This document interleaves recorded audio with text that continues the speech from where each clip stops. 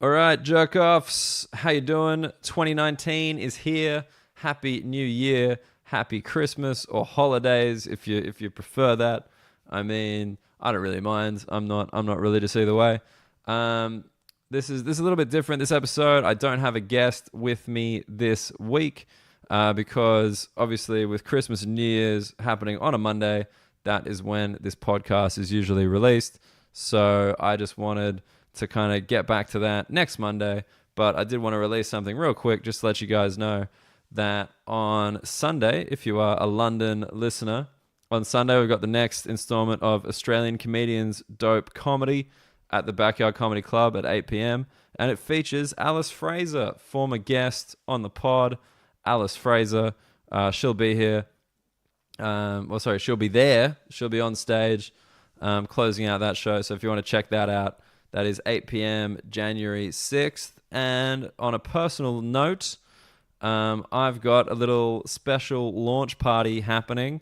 I got my comedy special coming out January 8th around the world. So I got a little launch party happening at 2 North Down in King's Cross at 8:15. I got a lineup of some comedians, some of whom you've heard on the pod, some you haven't. They're going to be coming down. We're going to be putting on a little bit of a show just to celebrate my special coming out because it's my first one. It's a pretty big moment for a comic.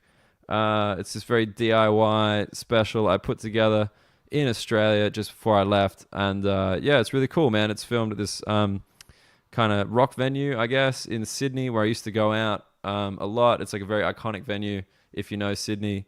And it was really nice. They let me put that on. I got some, I'm really happy with it. And I think you guys would be interested to check it out. You can pre-order that on my website, www.danielmuggleton.com. Tickets are available to the launch party at Ticketext. But if you have bought the special, all you need to show me is some kind of proof of purchase at the door. And you get it for free. That's right. It's more important that you buy the special than you buy the tickets. There's the album as well. If you don't like looking at things, which as a podcast listener might be your kind of game. But yeah, please come check that out. You can say hello to me as well. I'll be there hosting the whole thing.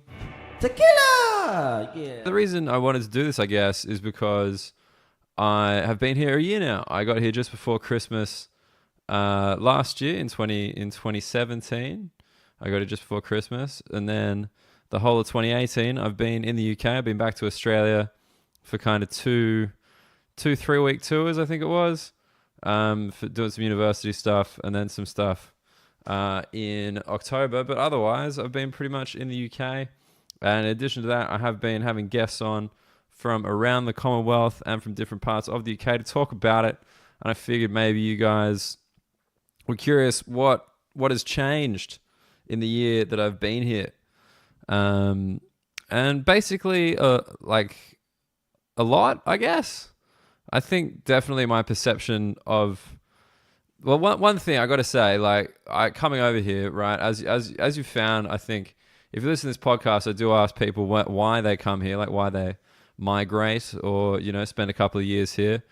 And as if you're talking about comedians, it is very career driven. The UK has like a very vibrant comedy circuit, especially a live comedy circuit, and obviously TV and stuff as well. But for me, it was more the live aspect that drew me across. And that's a lot of the reason people come here, and the majority of the reason people leave is because they don't like the place. They're kind of like, yeah, London's expensive, it's dirty, or like they live up north and everyone's weird. Not everyone up north is weird, obviously. They're very nice. They're nice up north, which bugs me. I don't like that. I still can't do that like small talk that they do in the north where just like any random person waiting for the same thing as you deserves a conversation. I think Lauren Patterson talked about that, like at the bus stop, like you're just somehow obligated to talk to the old lady, which she digs because she's from the north. But I'm from Sydney, which is like, I don't know. It's definitely not as big as London, but it's definitely bigger than any other city in the UK in terms of attitude. Like it's 5 million people. It doesn't have that density that London has, but it's definitely like a big city. There's a lot of traffic. Like we've got no public transport, so everyone drives. So we do kind of have that angry attitude. I think I think in any place where transport is like is something like an agony that you have to go through every day. Like in London, it's that tube, like that packed tube where, there's like 70 people crushed into like a 40-person carriage, and like, some people still read the paper, like the physical newspaper with just reckless abandon, like you just get hit in the head with like a broadsheet. Like that's like, and Sydney's the opposite, like because it's not public transport, it's traffic. So it's just like waiting in traffic and getting cut off by the guy. And then there's like the bus lane that you can't go in, but the taxi's cutting you off to get around the guy. It's like anything with that is like it's like an aggression, I think, defines a big city. And like, yeah, so that's what I was used to. And London's definitely been like more, especially that living in Shoreditch, which I do, which is like very, very central. And like on the weekend, it is just rammed with everybody. Like that's like, I've been impressed by London itself. I wasn't expecting to like it particularly. I thought it'd be okay, but I've got to say I do really enjoy living here. I like the walking around, like because I live so central, I don't have to, do too much to get to places where stuff is happening. Like you can walk around to like the flower market, you can walk around to the Broadway market, you can just walk around the shops at like Brick Lane, Spitalfields. Basically, I'm just describing markets. Maybe I just like markets. I don't know. I didn't think that was part of my personality, but people standing outside, serving food and offering weird knickknacks, I'm into it. I'm a white person, all right? That is our weakness. We like it. Keeps my girlfriend happy, right? We wander around and do that.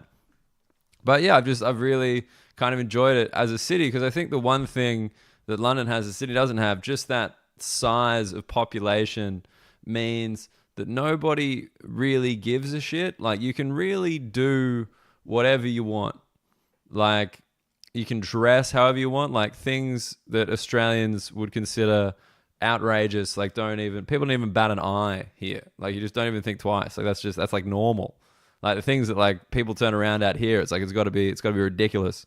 It's got to be like a half man, half horse with like blue hair or something. Like, it's got to be something next level. But yeah, like I've definitely been more impressed with like the city of London than I thought I would be.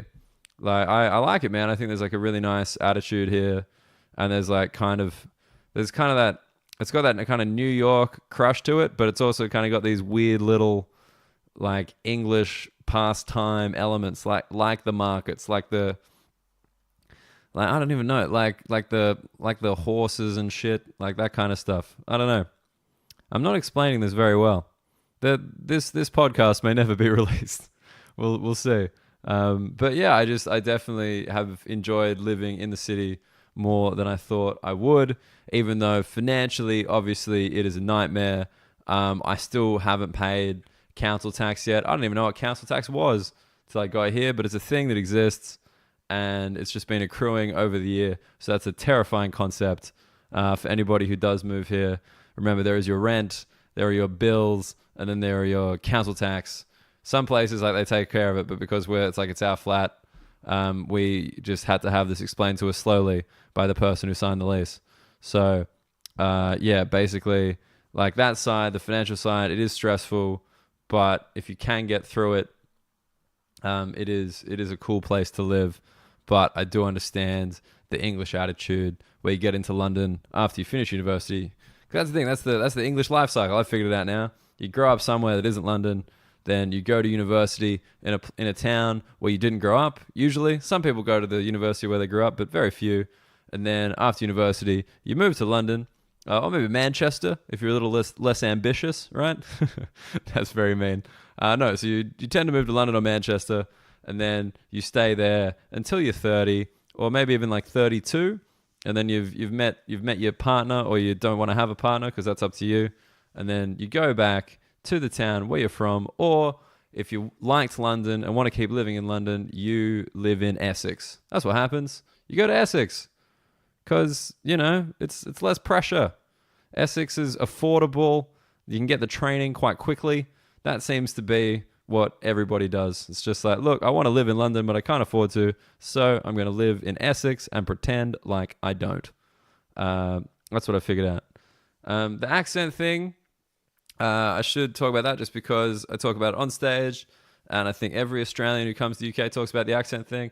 I got to say, the longer you live here, the less you notice. Like, you just, not even just different UK accents, just different accents in general. Like, it's some kind of immersion therapy where, like, you just really stop noticing. Like, yeah, I definitely know when someone's from the north or from the south or whatever when I talk to them now. And I'm getting a little bit better. I can pinpoint it a little. I wouldn't pass a test on it, but I do okay. But yeah, you just stop caring about it. I don't know why. I guess it is just there's so many, and like to pick up on it every single time is exhausting and not that interesting. But for some reason over here, you seem to be able to speak the English accent in any way that you want to. It's up to you. It's dealer's choice on that one. And as a listener, you just stop paying attention. But I do maintain, I think I said this on another episode, like it has made me realize that is the great selling point of English as a language. As long as you can say it in a way that people can vaguely understand, you're in, baby. You are in. You are speaking English. We don't then sit there being like, oh yeah, but your accent's a little off. You want to improve this here. No, just say it, bro. If the word is right, we don't care. And that is our gift to you. And that's why we're number one. And Australians like me don't have to be bilingual like those weapons in Sweden and Amsterdam. I'm actually doing some gigs in the Netherlands and Estonia and Poland this month. So I'll be able to report back in February the varying degrees of English and the varying degrees of how funny people in the EU find me. The high street chains. I don't know what a high street is. To this day, I think it was just like the main street in the different bits. Every village has one. Different suburbs of London have one. And if you're not from here, you wouldn't know, but every high street has the high street chains. They are Pret a Manger, Costa Coffee, Starbucks sometimes. I don't think Starbucks is like proper in there. Then there's an Itsu. There's sometimes a Wasabi. What else you got? You probably got a grocery store in there, but it's usually like a Metro if it's the high street, unless you live in like a real shithole, then you get a full-size thing because they have the space. Or Clapham. For some reason, Clapham has a full-size Sainsbury's. Couldn't tell you why. Anyway, so yeah, just like you got the high street chains. They're in the same order everywhere, and it is very strange. I don't understand that. I know that, in Australia we've got a 7-Eleven everywhere, but that's just because 7-Eleven does frozen Coke and cigarettes. That's all you need if you're in Australia. Frozen Coke, cigarettes, bang, done. Because that's the thing here. They got off licenses, but you wouldn't consider off licenses a high street chain. They're just the convenience stores. That's another thing. You can't get a frozen Coke outside of a cinema in London. I don't know why. It's very depressing. I mean, the weather is right for a frozen Coke, maybe 20 days a year, so that might have something to do with it. But, yep, no frozen Coke. I don't know if anyone else was a big fan of the frozen Coke. As an Australian person, I bloody love it.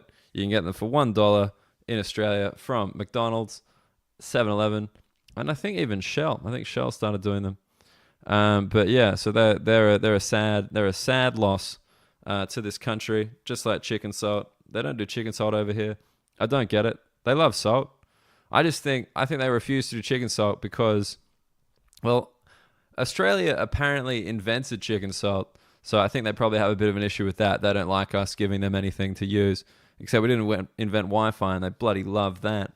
But yeah, I think they don't do chicken salt just because it stops them doing their classical chip toppings. Like, they take chips quite seriously here, and like if you know it, basically in the south it's salt and vinegar, and then in the middle it's gravy, and then if you go to the north it's curry, and at any point in the middle and the north you can add cheese to the gravy and curry. And it doesn't sound appetizing, but it's fucking great. I gotta say, cheesy chips and curry is absurdly good.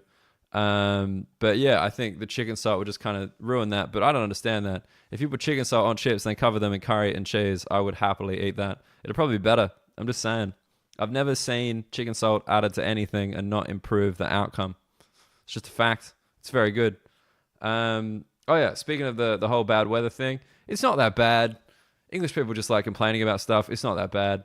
I would say it's just like Brexit in the way that they like to complain, but it's probably not going to be that bad. But I don't know. I have no idea about Brexit still. It has been A year. It has been a year of conversations, comedians, headlines, everybody talking about Brexit very regularly, and I've yet to really figure out what the fuck's going on. But then you ask people follow-up questions, and they're like, look, nobody really knows what the fuck is going on. So apparently I'm informed, but really I think it's just because as an Australian person, it doesn't really affect me at all. I'm part of the Commonwealth, so we're getting in regardless. And I was never really angling for a British passport anyway, so it doesn't really affect me. Apparently, heaps of them are applying for Irish passports now. They're really embracing that Irish heritage to keep going with the EU. But yeah, at this point, report from the front line, nothing really seems to be happening. I don't think there'll be another referendum. Surely not. It'd be amazing if there was. Like, I'd rate that just as like, wow, like holy shit, what a very public backward step. But you know, I don't think that's going to happen. I think it's going to be pushed through, and it's going to be pretty interesting. But all I'm hoping is it doesn't affect the pound too much, so the 17 pounds that I managed to bring back with me to Australia turn into heaps of Aussie dollars. Because I don't know if you know, back in the day, the pound used to be worth like 3 Australian dollars, and that was sick. And now it's not even close. But hey, a guy can dream. But no, the weather thing. I'm actually going to do this very soon, purely to figure out the result. I'm going to buy one of those seasonal affective disorder lamps. Yeah, that's a thing that apparently isn't uncommon over here. It's a lamp for people who are used to a bit more sunlight, or who find the winter a particularly tough time. You get a seasonal affective disorder lamp, and it's got a special kind of bulb, and it puts out the right kind of light, and apparently makes you feel better. And what is the acronym for seasonal affective disorder lamp? That would be SAD, a sad lamp. Isn't that convenient? I think it's a little bit cruel, to be honest. These people getting real depressed in the winter. It's like, yeah, mate, what you need is a sad lamp. And it's like, what, just to highlight my depression? Nah, mate, it'll make you feel better. What else? Oh yeah. Speaking of just the you know, you can basically dress however you want here, and that's legit. And just kind of do your own thing, which I do really appreciate. I now own 3 more tracksuits since moving to the UK. I'm a person who very, very rarely buys clothing, but since coming here, I saw my one tracksuit, my one blue Adidas classic, and I was like, look, I've got to upgrade this collection, because tracksuit pants are totally acceptable here. So now I've added a velour filler tracksuit, a red Adidas classic tracksuit, and for Christmas my girlfriend got me a green polar fleece Adidas tracksuit. There is Instagram proof of all of these, and I'm thinking by the time I get back to Australia, I want 7, so I can wear one every day of the week like a fucking king, even though the Australian climate, especially Sydney's climate, does not lend itself to the tracksuit. But I'm going to give it a red hot go. The one thing about this, like, I was shocked by this. This was last Saturday. I put on this Christmas show at the Camden Comedy Club. By the way, Camden Comedy Club is a great spot if you want to see lots of different stuff. They program it very, very fairly. I think they give a lot of different people opportunities, and it's a really fun little intimate venue to go check out some comedy. I did a Christmas show there, which I thought was a good idea, but then you realize there's actually quite a lot of work that goes into making a Christmas-themed comedy show, which I just didn't do. So basically, I turned up in the red tracksuit thinking that was a bit festive. I got my mate Grant Bousset to do some Christmas carols, but like messed up. And I had my other friend, Ishan Akbar, former guest of the podcast, Ishan Akbar. He was supposed to be Muslim Santa, which I thought would have been hilarious, but he got food poisoning on the day. So I just bought this massive Santa suit, because Ishan is a large fellow, an extra large if you want to go by the Santa suit. So I bought this Santa suit, and no one else could bloody fit it. So we just got some random guy in the audience to wear it. And the show was a train wreck, but we all had a good time, and we'll come back next year, even though we didn't really enjoy it. And that is the true Christmas spirit. But after the show, I went to get a drink in my tracksuit, and I did not get let into 2 bars. 2 bars looked at me in a red Adidas tracksuit, and we're like, "Sorry, mate, we can't let you in." And these are bars with like multiple security guards, like out the front, like Belushi's, like the fingering capital of Europe, Belushi's. They wouldn't let me in because apparently a very skinny white person with a big mustache and glasses wearing a tracksuit is about to kick off at any minute. I'm a goddamn Green Street hooligan. Oh man, it was absurd. Like if you have that many security guards and you see me as a threat, you should get different security guards. That is nuts. But you got to be careful. Little dress code sitch in London. There I actually had scissors in my bag because I had to cut up some presents and stuff like for the Christmas show. So probably not the worst idea that I didn't get let in. Maybe they did their job better than I thought. And the last thing is like how to, I don't know, the one thing about the UK that the UK as a whole, I'm going to go as a whole here, is like I don't really know how the food. All right, so the food situation, there is good food. Like it does exist. There's plenty of good stuff. There's plenty of horrible stuff. Like if anyone has been through here kind of traveling on the cheap, I'm sure you'll be well aware of the meal deal.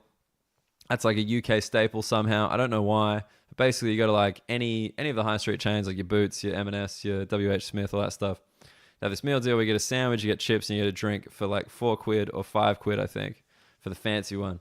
And basically, if you get this meal deal, the sandwich is like £3, and then you get the drink and the chips. I've had one with like the sandwich was £3.80, and then you get like the drink and the chips that are like £1.50 each, and then like it becomes £4.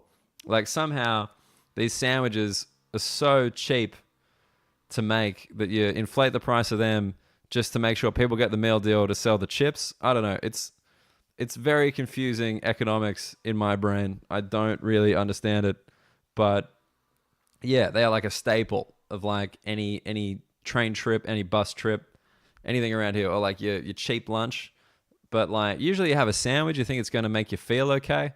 These things don't. These things do a number on you like a late night kebab back home. Like you feel terrible. You get indigestion. I don't know how it works, but they're like the staple of the UK when you're on a quick trip. And then like beyond that, like there's just no relation here between price and quality when it comes to food. Like in Australia, if you spend a certain amount of money, the thing will taste good. That's just how it works. Whereas here, you can spend like £20, which is a lot of money, on a meal, and it still might be shit.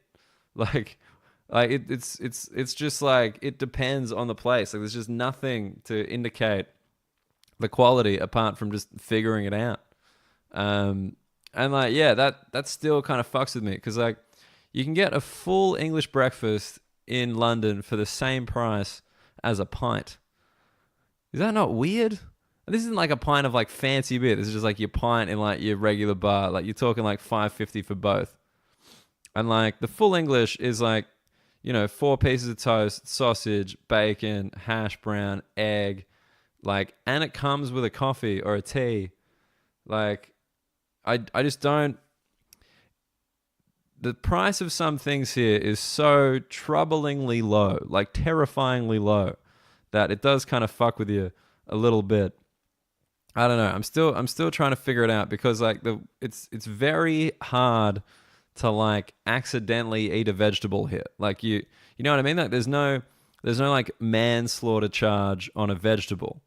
You've got to go out. You got to have intent. You got to pursue it. Like it's a homicide. And I know this analogy is like a little bit dark for eating vegetables, but I've been watching shitloads of Law and Order SVU recently, and that's what I'm all about really.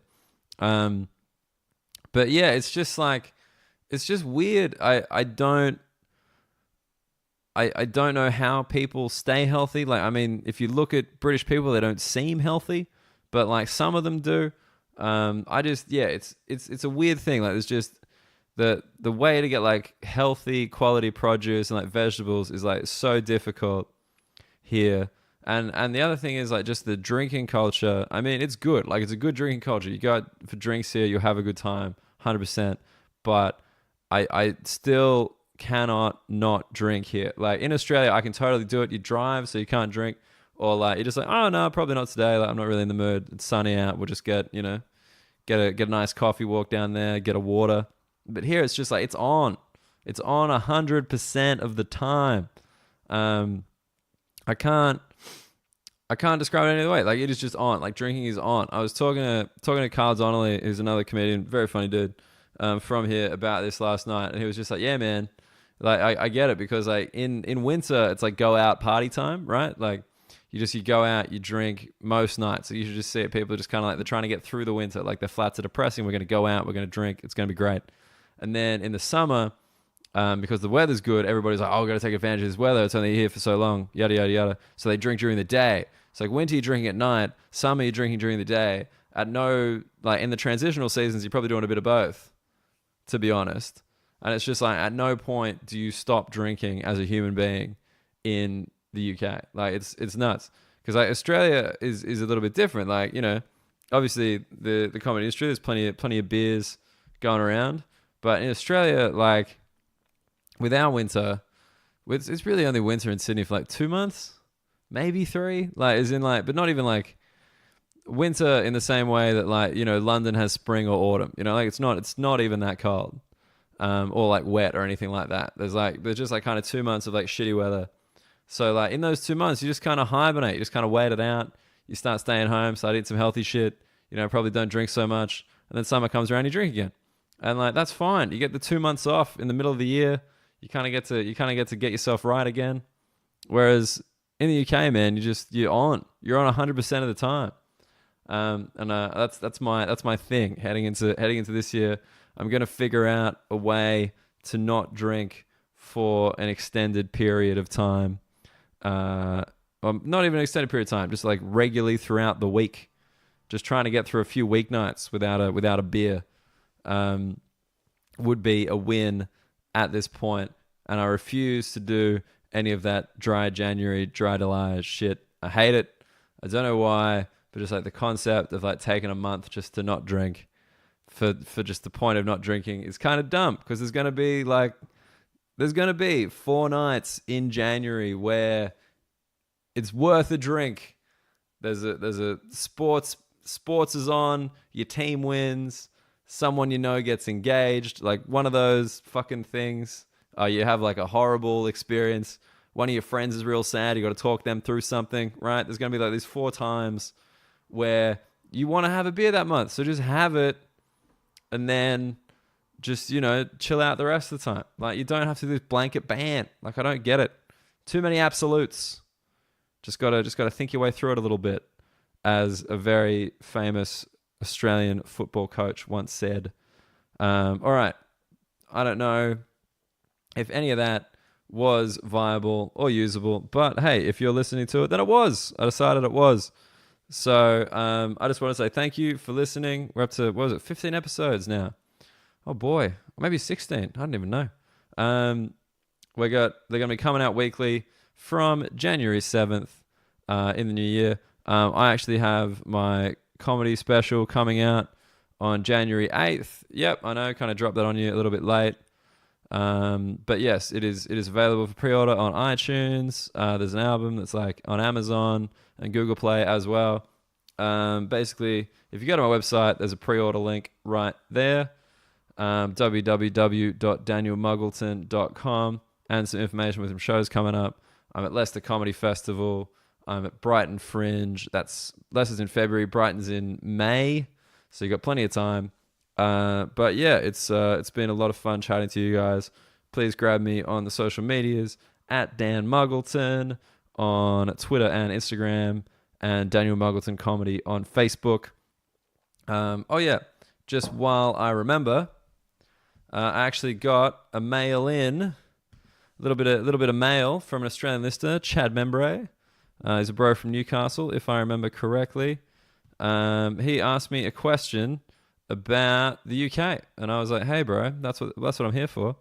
And then I said I'd ask around, get the answer, and he said, "Don't worry, I actually know the answer." And I was like, "That's very sneaky."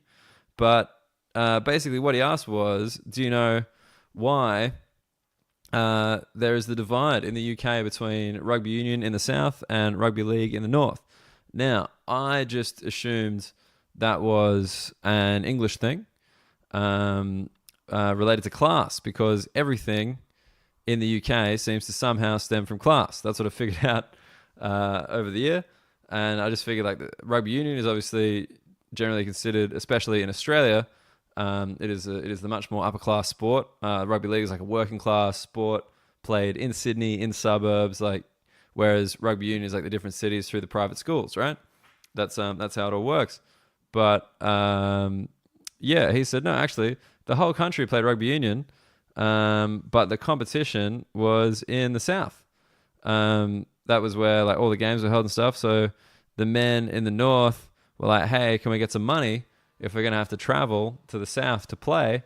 And then the southern rugby clubs were like, "No, we're not gonna do that, because we want to keep the money." Because everyone always, in history, everyone wants to keep the money. Nobody wants to give up the money.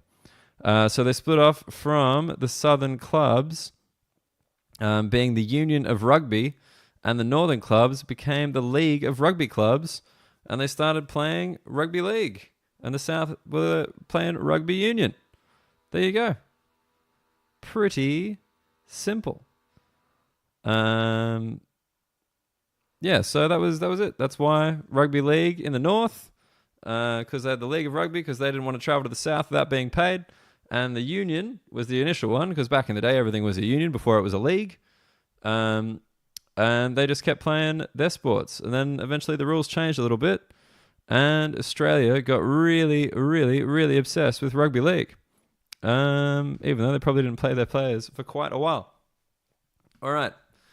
That's all I wanted to talk to you guys about.